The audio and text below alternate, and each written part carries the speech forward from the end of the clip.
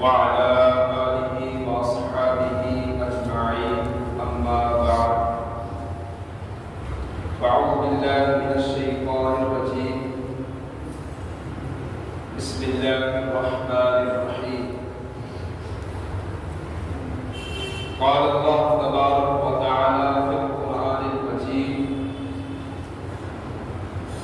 ومن يشاقق الرسول من بعد ما تبين له الهدى ويتبع غير سبيل المؤمنين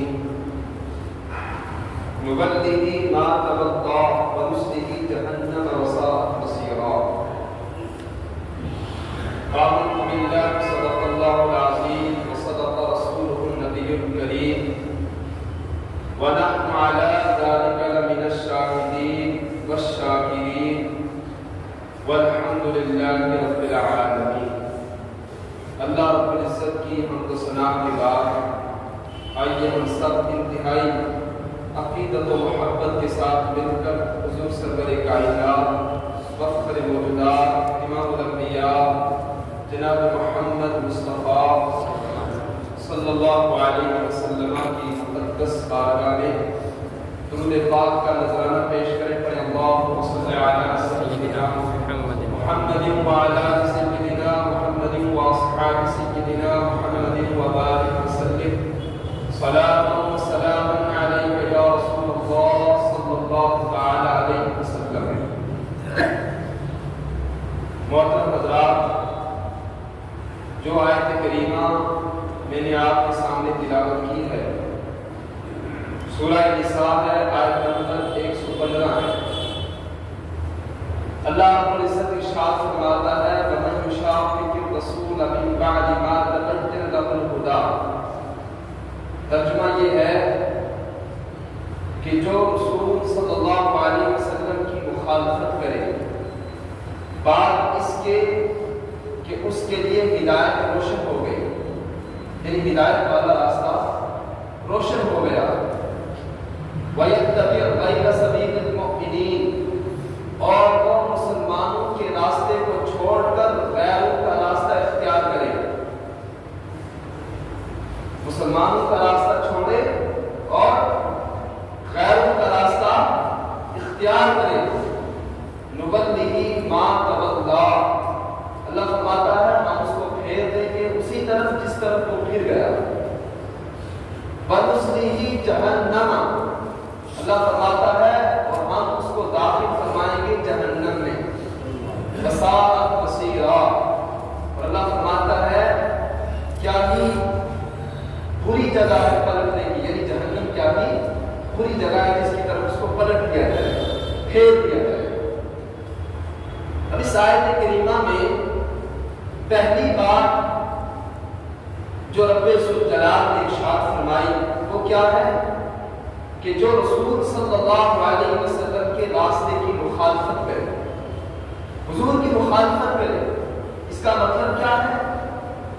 یعنی نبی اکرم صلی اللہ علیہ وسلم نے جو طریقہ تمہیں بتا دیا، جو احکامات تمہیں فرمائے، جن جن چیزوں کا تمہیں حکم دیا کہ تم یہ کام کرو یہ مت کرو، جو احکامات نبویہ ہیں ان کے خلاف کوئی کرے تو وہ جہنم میں جائے، یہ پہلا مطلب۔ دوسرا کیا نکلا اس سے آیت کریمہ سے، کیا مطلب سمجھ میں آیا کہ جو مسلمانوں کا راستہ چھوڑ کر، جماعت کا راستہ چھوڑ کر دوسرا راستہ اختیار کرے، اللہ فرماتا ہے ہم اس کو پھیر دیں گے اسی طرف جس طرف وہ پھر گیا، یعنی جو راستہ اس نے اختیار کر دیا اسی طرف اس کو پھیر دیں گے۔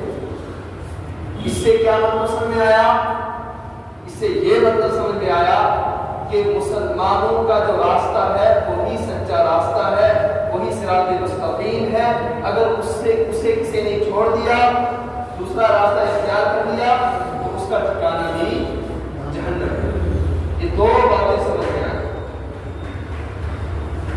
اب معلوم یہ ہوا کہ جنت میں جانے کے لیے ہمیں نبی پاک صلی اللہ علیہ وسلم کے احکامات کی پیروی کرنی پڑے گی، نبی پاک صلی اللہ علیہ وسلم کے احکامات پر عمل کرنا پڑے گا، ایک ایک حکم کو ماننا پڑے گا، ایک ایک حکم پر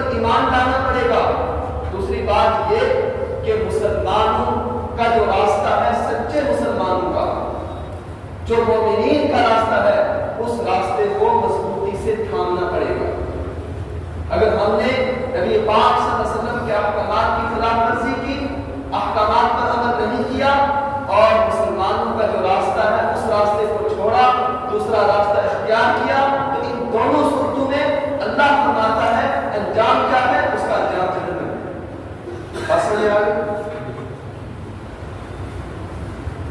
اب اسی ضمن میں جو آج کی گفتگو کا مقصد ہے وہ نبی پاک صلی اللہ علیہ وسلم کا ارشاد گرامی ہے۔ حضور فرماتے ہیں من تشبہ بقوم فهو منهم، فرمایا جو جس قوم سے مشابہت اختیار کرے وہ انہی میں سے ہے۔ تشبہ کا معنی کیا ہے؟ تشبہ کا معنی یکسانیت، لغوی الفاظ، اور کسی کے نقش قدم کی پیروی کرنا ہے، کسی کا ہم مثل بن جانا ہے، یعنی اس کی طرح بن جانا ہے۔ تو مانا کیا نکلا؟ جو جس قوم کے نقش قدم پر چلے، جو جس قوم کی طرح بن جائے، حضور فرماتے ہیں وہ اسی قوم میں سے ہے۔ بات سمجھ آ رہی؟ وہ اسی قوم میں سے شمار کیا جائے گا۔ اب یہاں پر لفظ قوم عام ہے، یہ تمام قوموں کو شامل ہے، یعنی مسلمانوں کو چھوڑ کر، مسلمانوں کا راستہ تو یقیناً جنت والا راستہ ہے، مومنین کا راستہ ہے، وہ تو جنتی راستہ ہے، وہ اس سے مستثنا ہے۔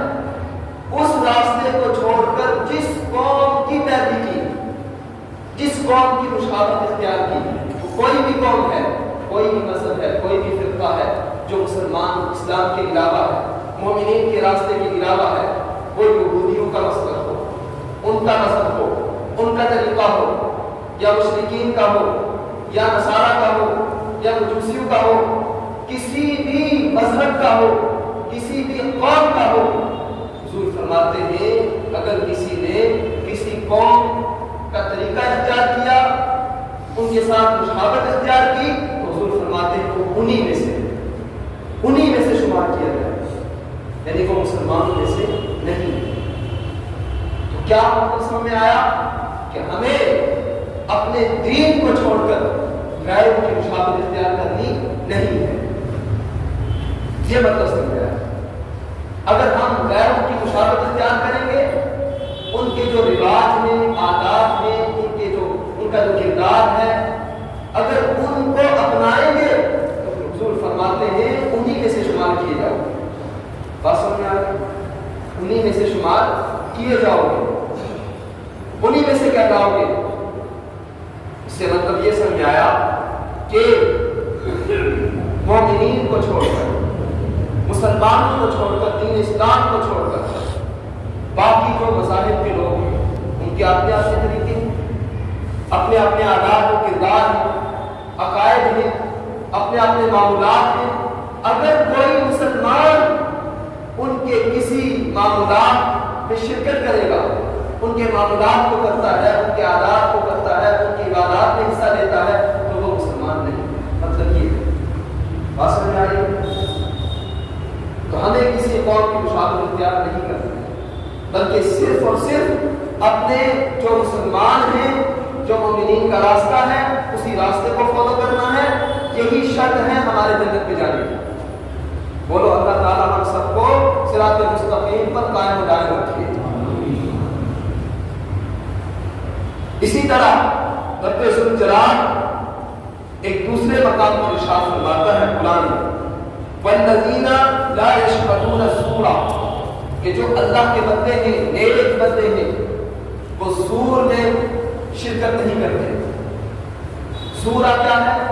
اکثر مفسرین نے فرمایا زورہ سے مراد غیر مسلمین کی عیدیں، ان کے تہوار ہیں، ان کے تہواروں میں شرکت نہیں کرتے، ان کے تہواروں میں حاضر نہیں ہوتے۔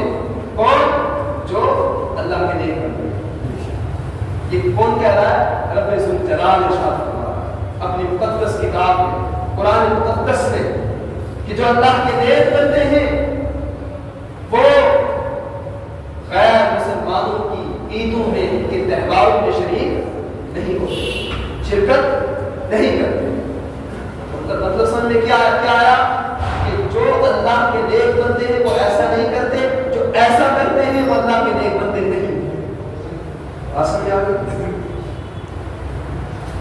نبی اکرم صلی اللہ علیہ وسلم نے ارشاد فرمایا خالف المشرکین، مشرکین کی مخالفت کرو، یعنی وہ جو کرتے ہیں اس کا الٹ کرو، تم وہ مت کرو جو وہ کرتے ہیں۔ خالف الیہودا، یہود کی مخالفت کرو، خالف المجوسا، مجوسیوں کی مخالفت کرو۔ یہاں ہر مذہب کے تعلق سے یہ ہوگی کہ اسلام کو چھوڑ کر جو باقی مذاہب ہیں ان کی مخالفت کرو۔ اگر اپنا جو طریقہ حق ہے، صراط حق ہے، صراط مستقیم ہے، وہی تمہارے لیے جنت کا راستہ ہے، اس کو چھوڑ کر غیروں کا راستہ اختیار کرو گے، غیروں کے عادات کو اپناؤ گے، کردار کو اپناؤ گے، ان کے معمولات کو اپناؤ گے، تو پھر تمہارے لیے جہنم ہے۔ یہ مطلب ہے۔ آج بڑے افسوس کی بات ہے، ایک اور حدیث پاک سنیں، نبی اکرم صلی اللہ علیہ وسلم نے ارشاد فرمایا حضرت عبداللہ بن عمرو بن عاص رضی اللہ تعالیٰ عنہما اس میں قالی، نبی اکرم صلی اللہ علیہ وسلم فرماتے ہیں من بنا ببلاد المشرکین، فرماتے ہیں نبی اکرم صلی اللہ علیہ وسلم جس نے مشرکین کے شہر میں تعمیر مطلب مکان بنایا اور وصنع لروزہم ومہرجانہم، اور ان کے جو مذہبی تہوار جسے نروز کہا جاتا ہے، مہرجان کا کہا جاتا ہے، وہ کیے اس نے حتی یموتا، یہاں تک کہ وہ مر گیا، حشر معہ یوم القیامہ، قیامت کے دن اس کا حشر بھی انہیں کے ساتھ۔ کیا سمجھ میں آیا کہ جو ان کے آداب ہیں، ان کے کردار ہیں، ان کے تہوار ہیں، ان میں شرکت کرے گا، ان کو کرتا رہے گا، تو کیا فرماتے ہیں یہاں تو یہ دو تہوار کا ذکر ہے نا، تو سارے تہوار اس میں شامل ہیں، کوئی بھی تہوار ہو، تو کیا فرماتے ہیں جس نے وہ کیے، وہ کرتا رہا عمر میں ایسا، اس کا انتقال ہو گیا، تو حضور فرماتے ہیں قیامت کے دن اس کو انہی میں سے شمار کیا جائے۔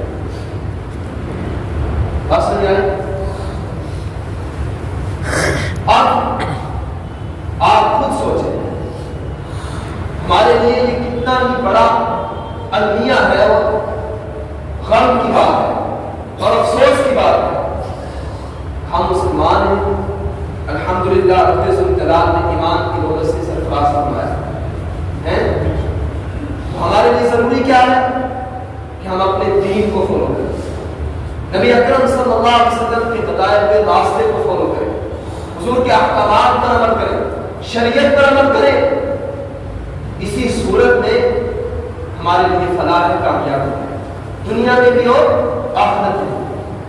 اگر ایسا نہیں کریں گے تو پھر ہلاکت ہی ہلاکت۔ نبی اکرم صلی اللہ علیہ وسلم کے احکامات یہ ہیں، حضور نے یہ ارشاد فرمایا تم کسی قوم کی مشابہت اختیار مت کرو، ان کے معاملات جیسے معاملات مت کرو، ان کے عادات، ان کے عبادات، ان کے عقائد جیسے معاملات مت کرو، مخالفت کرو ان کی۔ اب بتاؤ ہمیں حضور علیہ السلام کے فرامین پر عمل کرنا ہے یا نہیں کرنا ہے؟ یہی شرط ہے ایمان کی، اور یہی شرط ہے جنت میں داخل ہونے کی۔ آج افسوس کی بات، مسلمان ہیں، ان کے بچے غیروں کے تہواروں میں شرکت کرتے ہیں، غیروں کے ساتھ مشابہت اختیار کرتے ہیں، اور مسلمانوں کی غیرت بن چکی ہے، ان کے سامنے ان کے بچے ایسا کرتے ہیں۔ وہ ماں باپ کیسے ماں باپ ہیں؟ ان کے ایمان کا جنازہ نکل چکا ہے کیا؟ غیرت بڑھ چکی ہے، شرم و حیا ختم ہو چکی ہے؟ وہ بتائیں قیامت کے دن اور رب ذوالجلال کو کیا دکھائیں گے، اور نبی اکرم صلی اللہ علیہ وسلم کو کیا دکھائیں گے؟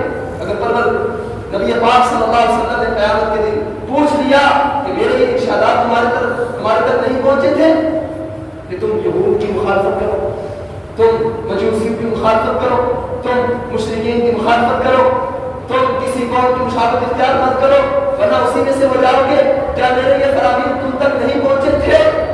تو بتاؤ ہر آدمی سوچے کہ وہ نبی اکرم صلی اللہ علیہ وسلم کو کیا جواب دے۔ بات سمجھ آئی؟ افسوس کی بات ہے یار، اس تہوار پر کئی ہمارے مسلمان بچوں نے پٹاخے توڑے 2 دن سے، سونا ہمارے لیے محال کر دیا۔ شرم نہیں آتی ایسے ماں باپ کو؟ کیا وہ دکھائیں گے وہ رب ذوالجلال، کیا وہ دکھائیں گے وہ نبی اکرم صلی اللہ علیہ وسلم؟ آج مسلمان جو پٹ رہے ہیں نا، اس کی وجہ یہ ہے کہ